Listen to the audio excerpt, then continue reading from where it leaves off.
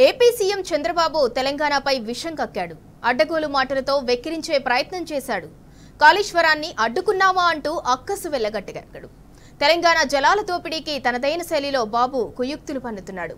Rayalaseema lift irrigation project నిర్మాణం సైతం సక్రమమే అంటూ ఎన్జీటీలో ఏపీ కౌంటర్ వేసింది. ఈ నేపథ్యంలో గురువుకు దాసోహం అంటూ సీఎం రేవంత్ నిమ్మకు నీరెత్తినట్లు వ్యవహరిస్తున్నాడు.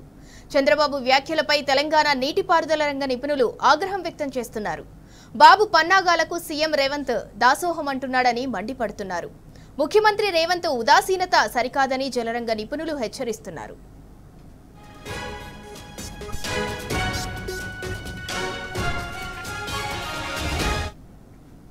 రైట్, ఇక కాళేశ్వరంపై చంద్రబాబు అడ్డగోలు మాటలకు సంబంధించి మరింత సమాచారం మా ఇన్పుట్ ఎడిటర్ సూరజ్ అందిస్తారు. సూరజ్, కాళేశ్వరంపై ఏపీ సీఎం చంద్రబాబు మాట్లాడిన మాటలను ఎలా చూడాలి? దీనికి సంబంధించిన డీటెయిల్స్ ఏంటి?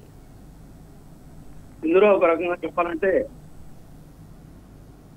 తెలంగాణ ఏపీ రాష్ట్రాల మధ్య నీటి యుద్ధం రోజు రోజుకు ఉధృతం అవుతున్నట్టుగా కనిపిస్తుంది. కనకచెర్ల పైన బాబు ఒక వివాదాస్పద వ్యాఖ్యలు చేశారు. అక్కడ ప్రాజెక్ట్ కట్టే తప్పేంటి అన్న ఒక అభిప్రాయాన్ని వ్యక్తం చేశారు. ప్రాజెక్ట్ కట్టు తీర్తామన్న రేంజ్ లో ఆయన మాట్లాడడం జరిగింది. కాళేశ్వరం ప్రాజెక్టు ఏమైనా అడ్డుకున్నామా అని చెప్పేసి కూడా ఆయన అక్కస్వెల్లి పేర్కొన్న పరిస్థితి కనిపించింది. తెలంగాణ ఆయన అక్రమంగా తరలించుకుపోయే పరిస్థితిని చాలా క్లియర్ గా చెప్పారు.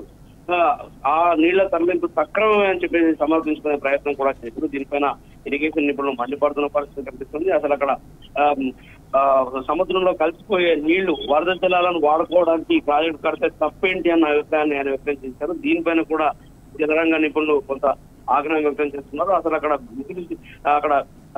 వరద నీరు ఎక్కడ ఉంది అనే ఒక అభిప్రాయాన్ని వ్యక్తం చేయడం జరిగింది. వరద నీరు లేని చోట అనుమతి లేకుండా బనకచెర్ల పైన ప్రాజెక్టు కడతామనడం ఖచ్చితంగా ఇది కుట్రపూరితమైన అంశమే అని చెప్పేసి కూడా వాళ్ళు అభిప్రాయం వ్యక్తం చేస్తున్నారు.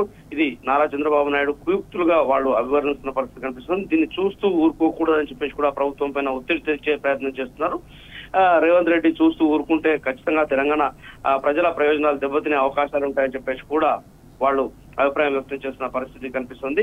ఖచ్చితంగా మరోవైపు రాయలసీమ లిఫ్ట్ నిర్మాణం పైన కూడా ఆంధ్రప్రదేశ్ మొండి వైఖరిని అలాగే కొనసాగిస్తున్న పరిస్థితి. ప్రాజెక్టు కట్టడం అక్రమం కానే కాదంటూ ఎన్జీటీలో కౌంటర్ కూడా దాఖలు చేసింది. ప్రాజెక్టుకు ఎలాంటి పర్యావరణ అనుమతులు అవసరం లేదని చెప్పేసి కూడా అడ్డగోలుగా వాదనలు వినిపించిన ప్రయత్నం చేసింది. పైగా పాలమూరు రంగారెడ్డి డిండి ప్రాజెక్టులకు అనుమతి లేదని చెప్పేసి ఎదురుదాడి చేసే ప్రయత్నం కూడా చేయడం జరిగింది. ఈ ప్రాజెక్టులను తెలంగాణ ప్రభుత్వం 90% పూర్తి చేసిందని చెప్పేసి కౌంటర్ లో దబాయించే ప్రయత్నం కూడా చేసింది. ఆంధ్రప్రదేశ్ ప్రభుత్వం కేంద్ర జలశక్తి పర్యావరణ మంత్రిత్వ శాఖ అనుమతులు లేకుండానే రాయలసీమ లిఫ్టింగ్ ఇరిగేషన్ పనులను చేపడుతుందని చెప్పేసి గ్రీన్ ట్రిబ్యునల్ లో ఒక పిటిషన్ దాఖలైన విషయం తెలిస్తే ఇందుకు బదులుగా ఆంధ్రప్రదేశ్ కౌంటర్ కూడా దాఖలు చేసింది. ఆంధ్రప్రదేశ్ పునర్విభజన చట్టం ప్రకారం తీసుకుంటే కనుక కృష్ణా బోర్డు అపెక్స్ కౌన్సిల్ అనుమతి తర్వాతే కొత్త ప్రాజెక్టు నిర్మాణం చేపట్టాల్సి ఉంటుంది. కాగా అందుకు పూర్తి విరుద్ధంగా ఆంధ్రప్రదేశ్ శ్రీశైలం రిజర్వాయర్ నుంచి రోజుకు 3 TMS నీటిని ఎత్తిపోసే విధంగా రాయలసీమ ఎత్తిపోతల పథకానికి పనులు చేపడుతున్న విషయం తెలిస్తే ఇందుకోసం 2020లో ఏకంగా జీవో కూడా జారీ చేసుకున్న పరిస్థితి కనిపించింది.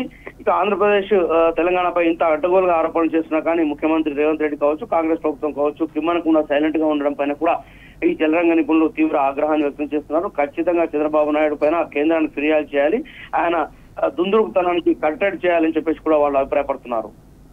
సూరజ్, చంద్రబాబు వ్యాఖ్యలపై తెలంగాణ నీటిపారుదల రంగ నిపుణులతో పాటు జలరంగ నిపుణులు కూడా ఆగ్రహం వ్యక్తం చేస్తున్నారు. మరోవైపు చంద్రబాబు పన్నాగాలకు సీఎం రేవంత్ దాసోహం అవుతున్నాడని కూడా విమర్శలు వస్తున్నాయి. దీన్ని ఎలా చూడాలి?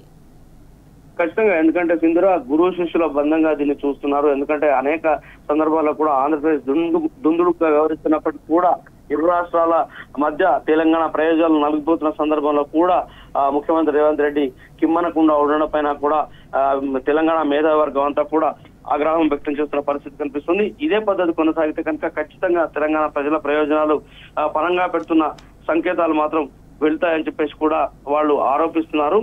ఖచ్చితంగా రాష్ట్ర భవిష్యత్తు అవసరాలపైన ఈ వ్యవహారం అంతా కూడా తీవ్ర ప్రభావం చూపే అవకాశాలు ఉంటాయని చెప్పేసి కూడా వాళ్ళు అంటున్నారు. రాజకీయ అవసరాలను చూసుకొని ప్రజా అవసరాలపైన కనుక పణంగా పెడితే ఖచ్చితంగా తెలంగాణ రాష్ట్రం భవిష్యత్తులో నష్టపోయే అవకాశాలను వాళ్ళు ఇప్పుడే ప్రెడిక్ట్ చేస్తున్న పరిస్థితి కనిపిస్తుంది. Right, thank you Suraj.